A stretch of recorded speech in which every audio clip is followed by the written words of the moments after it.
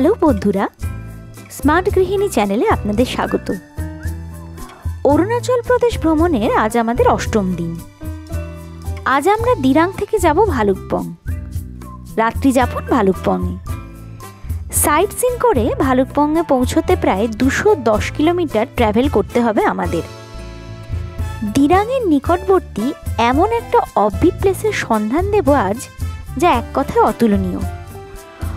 অনেকে স্থানটিকে north Easter Kashmir বলে থাকেন। বাংলা কোনো ইউটিউব চ্যানেলে এই প্লেসটির সন্ধান হয়তো দেয়া হয়নি। আর ভিডিও শেষে ভালুকপংয়ের কিছু বাজেট হোটেলেরও সন্ধান দেব আপনাদের। যাই হোক, হোটেল থেকে চেক আউট করে আমরা সকাল সকাল বেরিয়ে পড়লাম ভালুকপংয়ের উদ্দেশ্যে। প্রথমেই আমরা যাব ম্যান্ডেলা টপ। দিরাং বাজার থেকে দূরত্ব ২৭ কিলোমিটার, সময় লাগবে ১ ঘন্টা। দিরাং থেকে বেশ ওপরে পাহাড়ের একেবারে টপে অবস্থিত এই নিরিবিলি নির্জন স্থানটি। রাস্তাটিও বেশ মনোরম। পাহাড়ের কোল বেয়ে সর্পিল রাস্তা ধরে পৌঁছে যাওয়া যায় এখানে। সবুজে ঘেরা স্থানটিকে আপনারও এক ঝলকে কাশ্মীর বলেই মনে হবে। রাস্তার পাশে পাবেন ছোট ছোট ঝর্ণা আর রঙিন বাহারি ফুলের সমাহার। সমুদ্রপৃষ্ঠ থেকে প্রায় ১০,০০০ ফুট উঁচুতে একটা উল্টানো বাটির মতো বা বলতে পারেন জামবাটির মতো এই স্থানটির সৌন্দর্য অকল্পনীয়। ১০৮টা পিলারের মতো বৌদ্ধ স্তূপা নিয়ে এই প্রায় বৃত্তাকার স্থানটি নির্মিত হয়েছে। ঠিক মাঝখানেই রয়েছে একটা সুউচ্চ সোনালী রঙের বুদ্ধ মূর্তি, আর তার চারপাশে এই ১০৮টি স্তূপা অবস্থিত। এটি ভারতের প্রথম স্থান যেখানে ১০৮টি স্তূপাতেই লেখা আছে ওম মানে পদ্মমে হাম মন্ত্রটি। মানে কথাটির অর্থ পিতৃলোক। বিভিন্ন পরিবারের মানুষ তাদের মৃত পূর্বপুরুষের সম্মানার্থে এই স্তূপাগুলি নির্মাণ করেছেন। বহু পর্যটক এখানে রাত্রি যাপন করবেন বলে এখানে অনেক হোমস্টেও রয়েছে, আর আছে ক্যাফেটেরিয়া।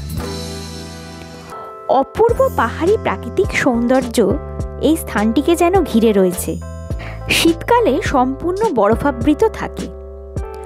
২০১৮ সালে এই স্থানটির নির্মাণ কার্য শুরু হয়, তবে এখনো পর্যন্ত পর্যটকদের নজরে স্থানটি তেমনভাবে আসেনি।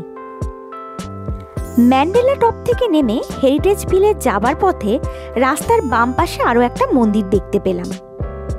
মন্দিরটি পর্যটকদের বেশ আকৃষ্ট করবে, তবে এ সম্বন্ধে আমি বিশেষ কিছু তথ্য দিতে পারবো না।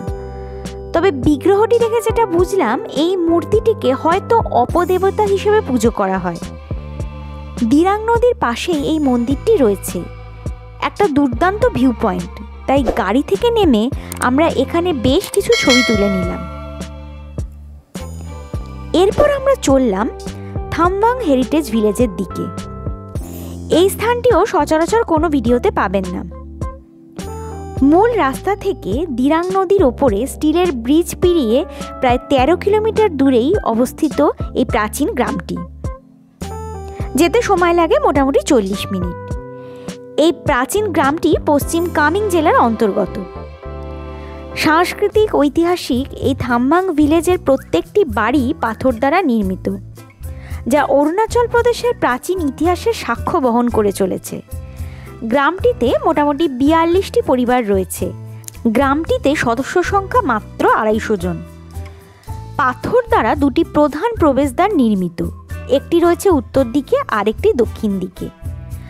দরখিপা গোষ্ঠীর আদিবাসী মানুষেরাই এখানে বসবাস করেন।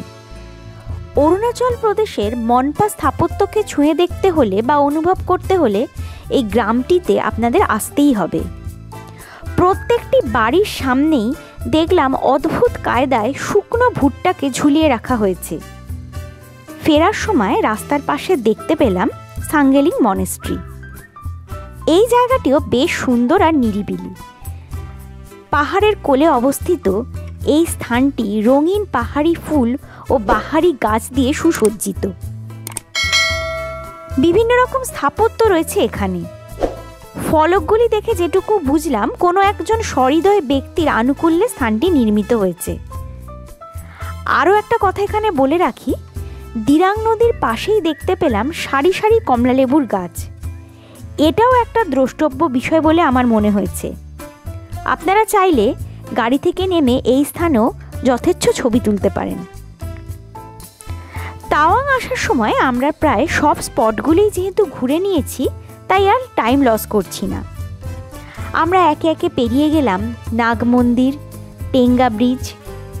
তবে যাবার সময় যেটা মিস করে গেছিলাম, রাস্তার একেবারেই পাশে একটা টিলার ওপরে দৃষ্টিনন্দন ও অদ্ভুত এক স্থাপত্যের নিদর্শন দুলদুল থারপালিং গুম্ফা। গাড়ি দাঁড় করিয়ে এখানেও বেশ কিছু ছবি তুলে নিলাম।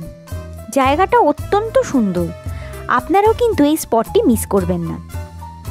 এরপর ফুট ওভারব্রিজ, টানেল, ওয়াটারফল, নাগ মন্দির, দুর্গা মন্দির পেরিয়ে এসে আমরা পৌঁছলাম লুম্মাম ওয়াটারফলে।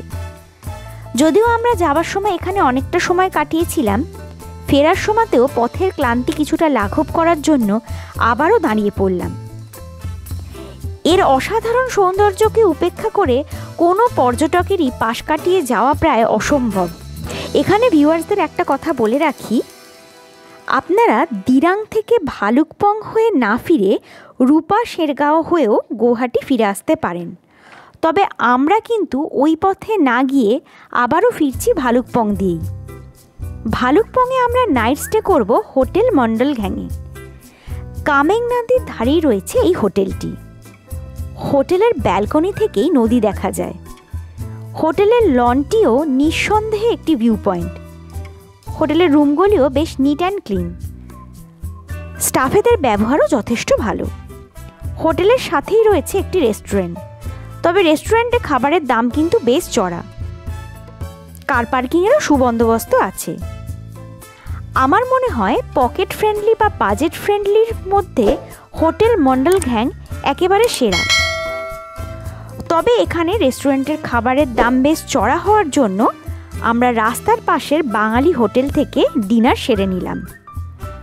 মা কালী বা মা দুর্গা এই দুটি বাঙালি হোটেলেই থালি সিস্টেমের লাঞ্চ বা ডিনার আপনারা পেয়ে যাবেন। আগামীকাল আমরা নামেরি ন্যাশনাল পার্কে বেশ কিছুক্ষণ সময় কাটিয়ে চলে যাব গৌহাটি এয়ারপোর্টে। আগামী পর্বটিও ভিউয়ার্সদের কাছে বেশ ইন্টারেস্টিং লাগবে বলেই আশা রাখি। তাই দেখতে থাকুন অরুণাচল প্রদেশ ভ্রমণের প্রত্যেকটি ভিডিও আমার চ্যানেলে। আর ভালো লাগলে অবশ্যই লাইক করবেন, কমেন্ট করবেন, শেয়ার করবেন এবং চ্যানেলটি সাবস্ক্রাইব করতে ভুলবেন না। আজ তাই ভিডিওটা আর লেন্দি করছি না, এখানেই শেষ করছি। ভালো থাকুন, সুস্থ থাকুন, ধন্যবাদ।